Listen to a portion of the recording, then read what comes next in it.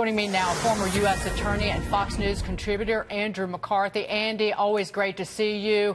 What do you make of this? Morning, Dagan. Well, I wouldn't be celebrating it if I was at the White House. I think there's two different things going on here, which is natural since we have two different sets of prosecutors looking at this. The case in the Manhattan U.S. Attorney's Office, the Southern District of New York case, as far as the president is concerned, that really involves campaign finance violations. And what I'd be concerned about is if you read the sentencing memo the Southern District filed, it, number one, looks like a celebration of the campaign finance laws and how important they are to our system. There's a lot of people don't like the campaign finance laws, but they are the law, and the Southern District really champions them in a big way. I think that's important because it's clear that they have implicated the president in the two campaign finance violations that Cohen pled guilty to and will be sentenced on. They have the president basically directing Cohen to commit these offenses. So, you know, these are two felonies that this guy pled guilty to, and they have the president directing it. Now, the standards are different for the candidate than they are to other contributors. So there's some profound legal issues about whether the fact that Cohen is pled guilty to these offenses means the president is implicated in something that, as to him, is a crime, but he's certainly within their crosshairs on that. So that's something to be concerned about. I think on the Mueller end, which is one separate case in connection with Cohen and also the filings that we got yesterday on Manafort, it seems to me, Dagan, that they've changed their theory. I mean, we've had a constant moving of the goalposts from the beginning when collusion supposedly meant a conspiracy between the Trump people and the Kremlin in order to hack the election. In other words, to do this cyber espionage plot that affected the Democratic email accounts that were ultimately put out by WikiLeaks. They don't have that. I don't think they've ever had that. Seems to me that they've now moved to a theory that the Trump campaign was penetrated by Russian intelligence and by the Kremlin, and that what they may be trying to do is show that on the Trump end of that, officials of the campaign and maybe ultimately the administration were irresponsible in how they handled those contacts. And we're talking about people like Manafort here. That's all very interesting.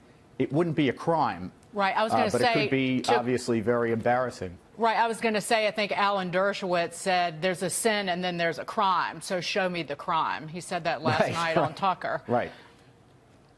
Yeah. Well, there are mortal sins and venial sins, too. But, you know, I think they're trying for a mortal sin here. But what you're laying out to me, I think that the focus on any campaign finance violations, and correct me if I'm wrong, they're usually not criminal, correct? They're usually not treated, campaign finance violations, as criminal charges.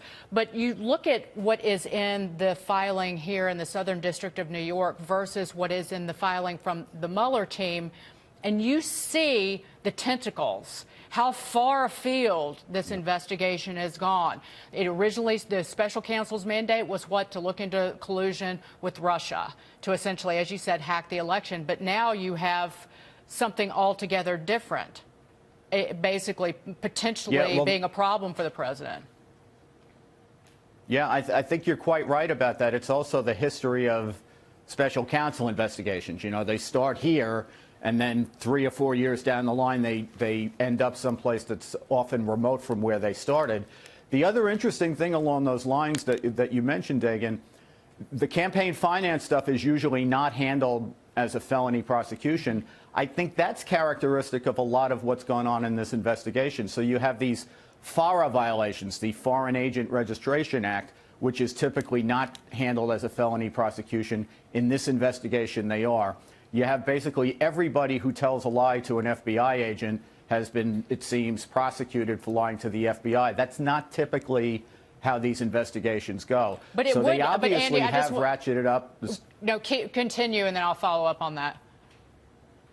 I was going to say they've ratcheted up the formal standards of criminality, or the very technical standards of criminality, in this investigation versus other investigations.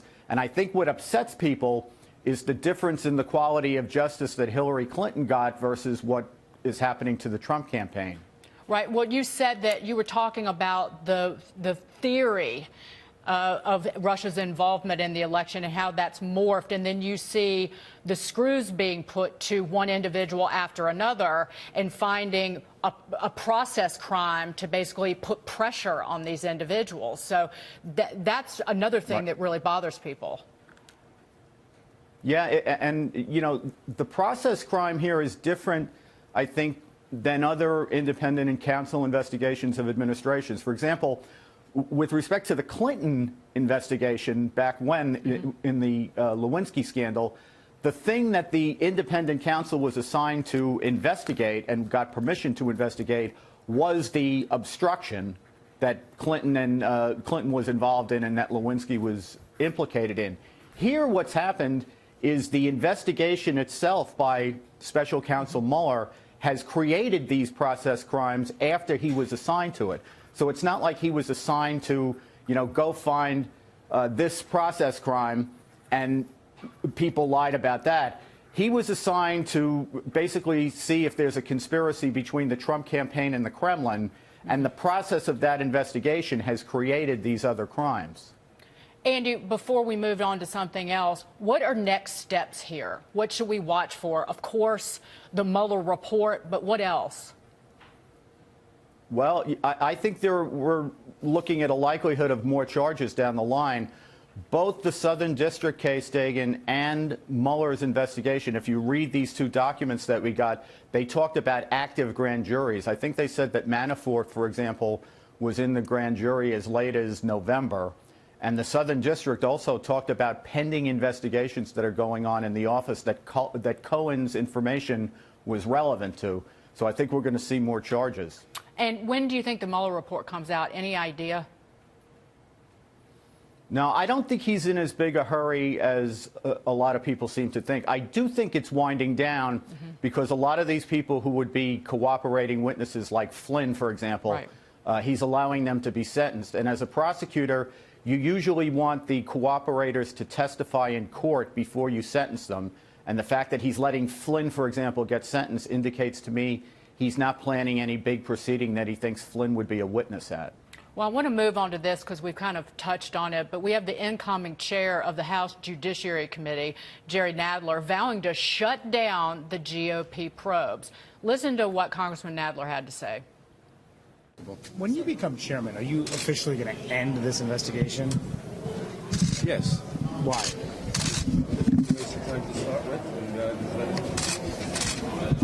The entire purpose of this investigation is to cast aspersion on the real investigation, which is Mueller. There is no evidence whatsoever of bias at the FBI or any of this other nonsense they're talking about. Well, other than text messages and unanswered questions, and again, a Clinton Democrat-funded, unverified dossier put together by an individual who was out to get Trump, which we know from Bruce Orr. Andy, your reaction to that? What is this justified by Nadler shutting down these investigations? I don't think it's justified, but it's to be expected. I mean, the Democrats' political position has always been that the investigation of the investigators is a distraction and something that's being concocted in order to undermine the credibility of Mueller's investigation. So since that's been their position, I think it's to be expected that they shut it down.